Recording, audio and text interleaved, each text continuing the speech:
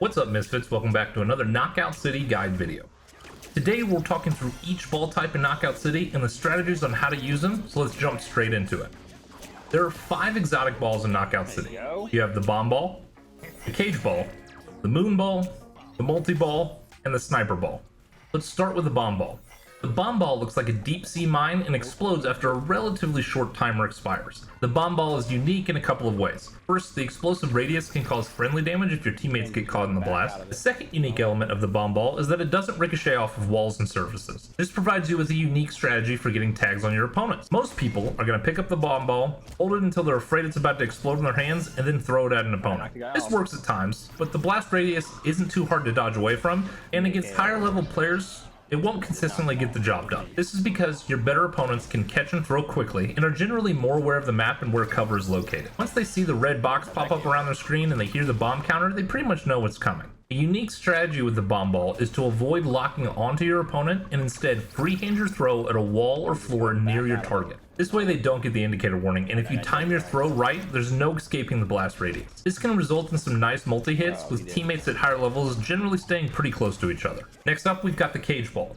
The cage ball can be either the most empowering or the most demoralizing ball in the game. The cage ball doesn't do any hit damage, but rather it captures your character in a small dodgeball sized cage, which takes 5.5 seconds to release you. 5.5 seconds is a pretty long time in a dodgeball game. During your 5.5 second internment, any player can pick you up and use you as an instant kill dodgeball, target you as you roll around with another ball to score a hit, or pick you up and lob you over the edge of the map. Fingers crossed you don't end up with a teammate that does that to you. It's happened to me. You have to be careful with the cage ball because it can easily be thrown back in your face, and people tend to not be ready for that. I've noticed people usually throw the cage ball from a farther distance than they should, and they do some sort of mad dash to try and grab the person and lob them off the edge of the map, which usually just results in a trade with the enemy team or bad team positioning for yours. Sure, eliminating the enemy is great, but think about what you've accomplished by caging an opponent. The first thing is that your team just got put in a 3v2 advantage for 5.5 seconds. Next, you've compromised your enemy team's position. And as you get into higher ranks in league play, you notice that teams tend to have a shape for how they attack and defend. You've also forced an enemy to lose the ability to catch for 5.5 seconds. That's huge. So don't just mad dash for the cage ball if you're not sure that you're going to be able to grab it. You're better off just targeting the caged up opponent on the ground, scoring your hit, and then keeping up the pressure on the enemy team. I'm with you though, lobbing the enemy off the map is fun. Continuing down the list, we've got the moon ball. This is probably my favorite ball due to the fact that it increases your in-game maneuverability. Holding the moon ball essentially reduces gravity on you while you run around Knockout City. You're going to jump higher, you're going to fall slower, and as a result, you get to glide further.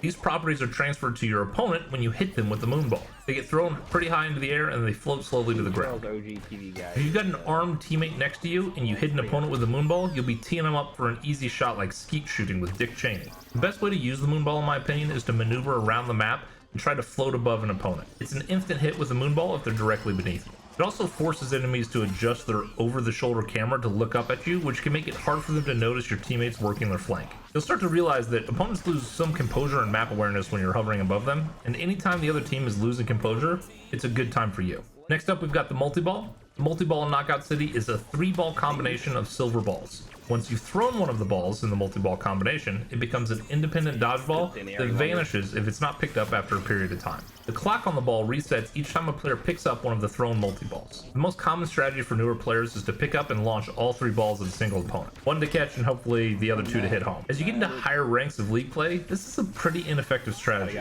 because everybody's pretty good at catching. The better use of the multi-ball is to first pass off your initial ball to a teammate. You're better off throwing 2 balls at the same person at the same time rather than trying to time 2 balls with different charge levels on your own.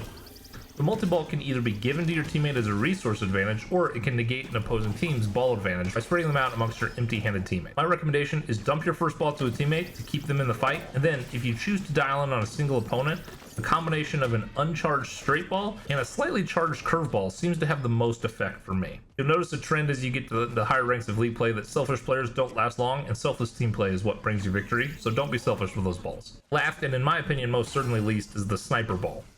Biased introduction, I know, I'm not a big fan of the ball. The sniper ball is a high-powered football that requires a max charge up to not flop like a wet noodle towards your opponent. Ironically, I think that the wet noodle flop has scored more knockouts for me compared to the full charge sniper shot. This is because up close you're usually going to be headbutted before you can get to a full charge, and from a distance the full charge sniper shot, it's not terribly hard to catch or avoid. The maps have enough cover spots that if you stand behind cover and continue with your match, the sniper enemy just kind of walks around really slowly and can be easily flanked while they're trying to hit you. The charge shot requires you to restart the charge whenever you switch and lock on a new opponent. The shot can't be curved or lobbed, so it's just a long hold straight shot or worthless. I've seen 2 players with sniper balls lock down a team to a small portion of the map pretty well, but restricting movement doesn't score you points. So if you have a competent team, they'll just kind of wait until they get a lead and then they'll chill. I ran into a player once that was pretty good with the sniper ball and kept dropping a lower ranked player on my team. My counter was just to keep launching the ball off the map whenever it came near me. We won that match, by the way. If forced to use the sniper ball, I use the wet noodle throw to be a distraction because it takes 12.5 years to get to your opponent, and then I try and find a regular ball and score a hit. The general consensus is that the sniper ball sucks, and if you got to this video from Reddit, you've seen what I'm talking about.